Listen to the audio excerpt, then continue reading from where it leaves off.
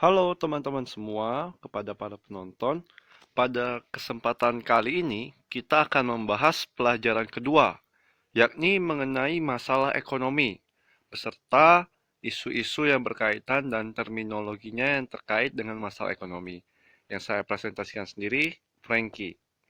Ini tentang saya sekilas, saya dari Fakultas Ekonomi dan Bisnis Universitas Indonesia, jurusan Manajemen.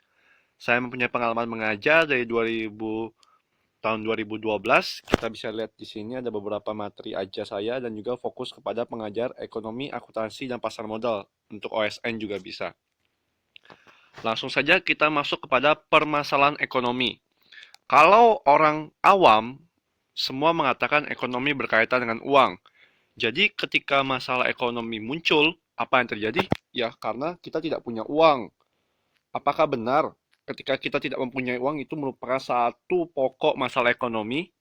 Ketika kita tidak mampu membeli mobil Lamborghini yang mewah, ketika kita tidak mampu membeli rumah seperti Istana Barbie, ataupun kita tidak punya kastil seperti Harry Potter, apakah itu semua adalah masalah pokok ekonomi?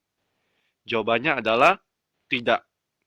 Itu semua merupakan masalah ekonomi, tapi hanya sebagian kecil saja.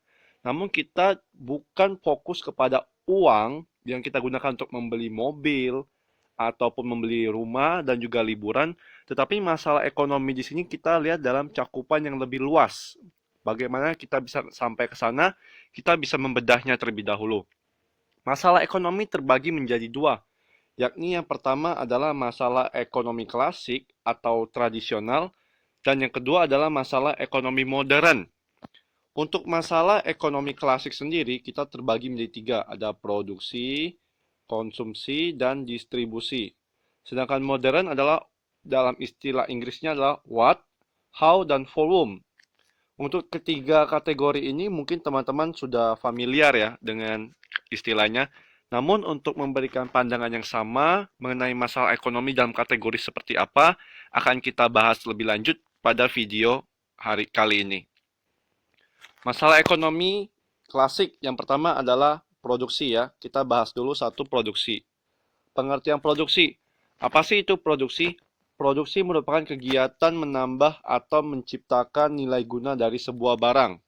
Jadi, produksi ini tidak terbatas kepada hal-hal yang dilakukan di pabrik. Tapi ketika kita bisa menambah nilai barang, menciptakan nilai guna barang, itu disebut dengan kegiatan produksi. Nah, siapa yang bisa melakukan kegiatan produksi? Semua orang bisa melakukan kegiatan produksi apabila mempunyai kapabilitas, kemampuan, dan juga sumber daya. Nah, pihak yang melakukan kegiatan produksi disebut dengan produsen. Semua orang bisa menjadi produsen. Contoh kegiatan produksi di sini kita bisa melihat ini ada pengrajin rotan ya. Jadi rotan yang tertanam di hutan itu yang tidak diapa-apain itu kita bisa manfaatkan. Kita gunakan, kita proses dalam proses produksi menjadi kursi. Ketika rotan bisa menjadi kursi, maka akan menambah atau menciptakan nilai guna dari rotan tersebut. Ini contohnya pengrajin rotan. Dan juga proses produksi itu bisa juga kita memproduksi barang, kita memproduksi makanan, kita memproduksi kue, kita merubah tepung untuk menjadi ada nilai gunanya, yakni dengan menjadi roti atau kue, dan lain sebagainya. Proses produksi mesin-mesin juga bisa. Terminologi yang kedua adalah masalah ekonomi klasik berkaitan dengan hal konsumsi. Konsumsi merupakan kegiatan untuk mengurangi atau menghabiskan nilai guna barang. Jadi ini kebalikan dari produksi ya. Dan juga pihak yang melakukan kegiatan konsumsi disebut dengan konsumen. Contohnya ini, kita mengonsumsi makanan, kita menghabiskan nilai guna dari sebuah makanan. Kalau dalam ini adalah salad. Tapi pandangan awam semua mengatakan kalau konsumsi itu berkaitan dengan hal yang kita makan, hal yang kita minum, yang masuk ke perut kita maupun masuk ke tenggorokan kita.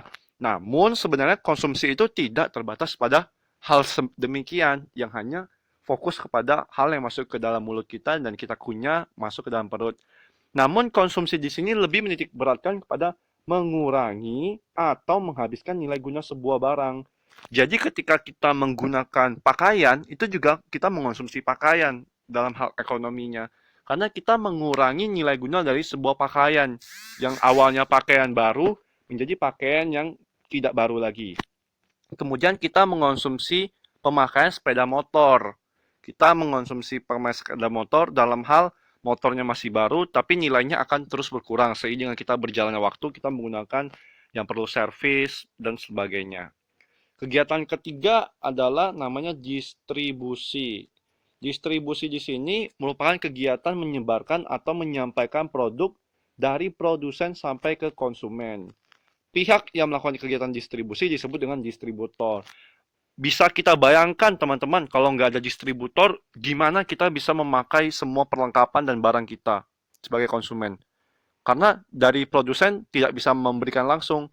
Jadi ada satu perantara yang bernama kegiatan aktivitas distribusi untuk menyebarkan supaya produk bisa sampai dari produsen sampai ke konsumen. Contohnya ini, pada saat di gudang konsumen, gudang produsen.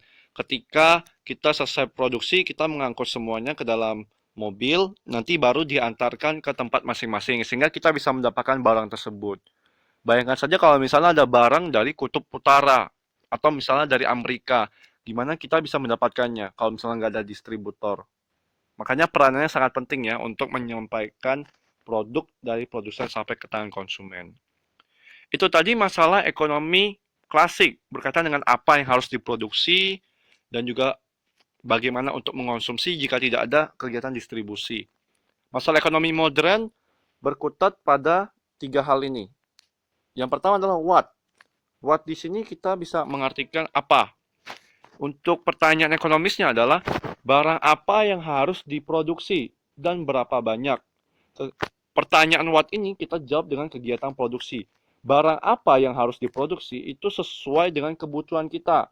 Supaya kebutuhan manusia yang tidak terbatas ini, sedangkan alat pemuas kebutuhan terbatas bisa tercukupi. Dan pertanyaan lagi muncul adalah berapa banyak kuantitasnya supaya tidak terjadi kelangkaan. Itu masalah ekonomi modern yang pertama. Yang kedua adalah how. How berkaitan dengan bagaimana cara memproduksinya. Ketika kita tahu kita ingin memproduksi apa dalam jumlah sekian, tapi kita harus tahu cara memproduksinya itu seperti apa. Ini yang kadang di negara kita maupun negara-negara berkembang agak sulit karena kita tidak memiliki sumber daya yang berkualitas. Yang berkaitan dengan how ini adalah menjawabnya adalah dengan metode dan teknologi apa yang sesuai yang harus kita gunakan dalam proses produksi tersebut. Jadi bagaimana cara memproduksinya tergantung pada metode dan teknologi yang kita gunakan. Kemudian faktor produksi apa saja yang terlibat seperti sumber daya manusia, sumber daya alam, atau mesin dan juga modal dan pendidikan yang kita punya. Kemudian ada forum untuk siapa barang tersebut diproduksi. Ini berkaitan dengan konsep keadilan masyarakat yang bersangkutan. Jadi adil kita memproduksi untuk bisa digunakan oleh banyak orang. Kemudian masuk ke barang dan jasa. Masalah ekonomi tersebut tidak jauh dari barang dan jasa. Barang adalah benda-benda berwujud yang digunakan untuk memenuhi kebutuhan para pelaku ekonomi atau kebutuhan masyarakat umum untuk menghasilkan barang dan jasa yang baru untuk menghasilkan benda lain. Jadi, barang ini bisa digunakan untuk menghasilkan barang lain dan juga memenuhi kebutuhan para pelaku ekonomi. Nah, barang tidak berwujud ini ada juga barang tidak berwujud, contohnya udara dan sinar matahari. Kemudian mengenai jasa. Jasa adalah aktivitas ekonomi yang dapat memberikan kepuasan dan memenuhi kebutuhan masyarakat. Contohnya jasa dokter, berobat, jasa pendidikan dari guru, jasa perbaikan motor, jasa perbankan, dan juga bisa jasa asuransi seperti itu. Untuk barang dan jasa yang tadi adalah barang bisa jadi dua fungsinya ya. Untuk memenuhi kebutuhan masyarakat dan untuk menghasilkan barang lain. Contoh untuk memenuhi kebutuhan masyarakat adalah beras, buku, makanan, minuman, seperti contoh di gambar. Kemudian barang itu juga bisa untuk menghasilkan barang lain. Seperti apa? Contoh dari mesin. Mesin tergolong barang, tapi mesin juga bisa menghasilkan barang lain, seperti contoh mesin ini. Dan juga peralatan. Berbagai peralatan dan mesin yang kita gunakan bisa menghasilkan barang lain. Maupun pabrik di industri, manufaktur. Itu masuk dalam kategori barang yang bisa menghasilkan barang yang lain.